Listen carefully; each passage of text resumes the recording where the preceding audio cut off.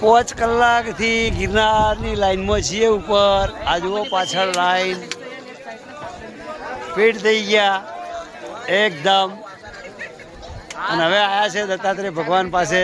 હું તમને આગળનો સીન બતાવું. જુઓ, દત્તાત્રેય ભગવાન કી જય હો. જો જય બાપા દત્તાત્રેય. ડોલી આવી રહી છે, ડોલી જુઓ ભાઈ. ગિરનારમાં ડોલીનો નજારો. આજો હા, આવી આવી આવી જો. જય ગિરનારી, જય ગિરનારી, જય ગિરનારી. જુઓ, ગિરનારની અંદર કોઈના મોઢા પણ નતા દેખાતા. નજીક નજીક જોઈએ તો દેખાતું. એટલી ધુમ્મસ છે મારા ભાઈ. તમારે પણ ગિરનારની મોજ લેવી હોય તો ગિરનારમાં આવી શકો છો મિત્રો.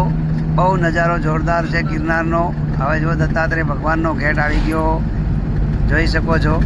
આ વિડીયો ગમ્યો હોય તો શેર કરજો, સબસ્ક્રાઈબ કરજો. તમને દરરોજના નવા વિડીયો જોવા મળશે મારા ભાઈઓ.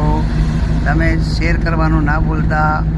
ગિરનારમાં આવો તો વાદળછાયું વાતાવરણ નથી કે ગિરનારમાં જઈએ તો વાદળથી વાતો કરવાની તમે કહેતા હતા, પણ ગિરનારમાં જઈને જોઈ લીધું કે વાદળથી વાતો થાય છે. 100% થાય છે. વાદળ આપણા એકદમ નજીક ચાલે છે. બહુ મસ્ત છે એકદમ. તમે પણ એકવાર અવશ્ય આવજો અને કોમેન્ટમાં જય ગિરનારી લખવાનું ના ભૂલતા દોસ્તો. તમે ગિરનારમાં આવી રીતે કોઈ દિવસ ઘર બનાવ્યું છે ભાઈ? મેં તો બનાવી દીધું 7 માળનું. હવે દત્તાત્રેય ભગવાન શું કરે છે જોઈએ. 7 માળનું મકાન બનાવી દીધું છે. જુઓ, 7 માળનું મકાન. તમે આવો તો પણ આવી મોજ મસ્તી કરીને મકાન બનાવજો.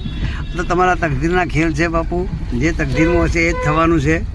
પણ બાકી અવશ્ય વિશ્વાસ રાખવા તમારો પૂરો. કેટલી પબ્લિક દેખાય છે તમે જુઓ. વાદળ તો એકદમ નજીક છે. બહુ જોરદાર નજારો છે ગિરનારનો. જુઓ એકદમ મસ્ત.